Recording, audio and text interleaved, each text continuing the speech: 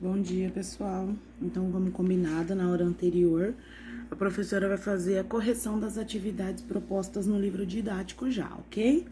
Então, vocês vão abrir lá na página 44.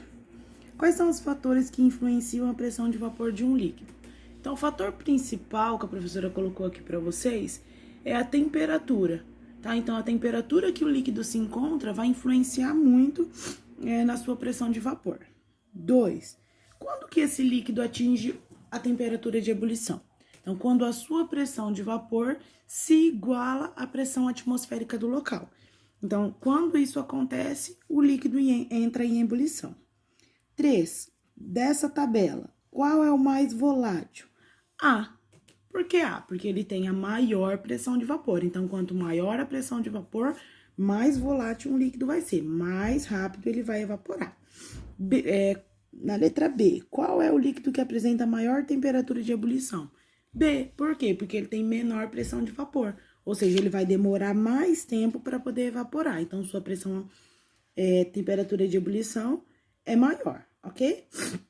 C, em qual substâncias as ligações intermoleculares no estado líquido são mais intensas? Essa pergunta se refere à evaporação. Então, em qual dos líquidos ele vai demorar mais tempo para evaporar? No líquido B, ok? Então, lá o exercício 4, a somatória. 5. A 400 milímetros de Hg. Professora, como que eu descubro? Pega o eixo X, né? Pega o X lá, vai no 400 milímetros de Hg, desce no eixo da temperatura. Vai dar uma temperatura aproximada ali de 30 graus, ok? B, qual é o líquido menos volátil? Y, por quê? Porque ele tem uma menor pressão de vapor. C, qual é o estado físico de Y a 300 milímetros de Hg e a 80 graus? O 300 milímetros de Hg, no eixo X, na curva X, tem uma ebulição de 70 graus. A 80, Y já vai ser gasoso, ok? 6, 7, 8, 9. T é o ponto triplo, ou seja, então tem os 3 estados físicos: sólido, líquido e gasoso.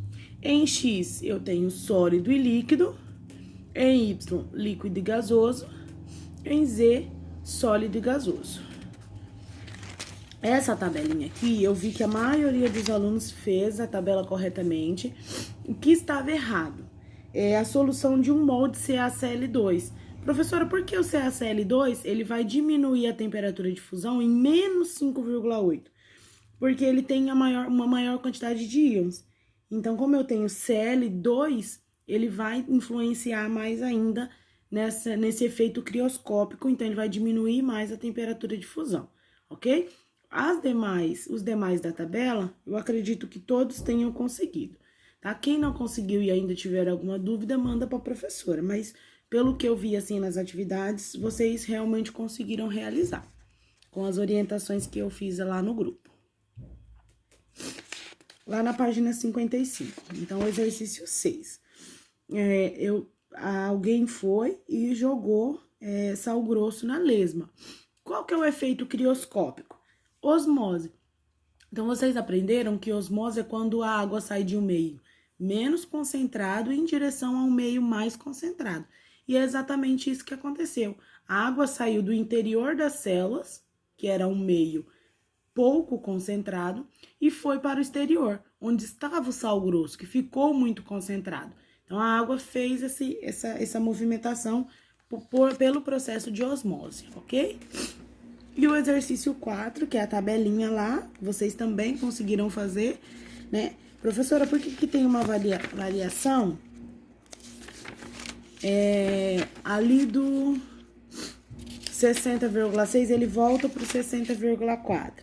Porque vocês podem perceber que trocou o tipo de soluto. Então, vinha com solução de açúcar e depois trocou para a solução de sal de cozinha. Então, o sal de cozinha, ele age diferente também nessas soluções, ok? A professora vai passar agora aqui a hora de estudo. Lembrando que vocês também podem fazer as que são escritas para a hora de estudo, ou no caderno, ou façam no post-it e cola aí no cantinho referente à atividade, ok?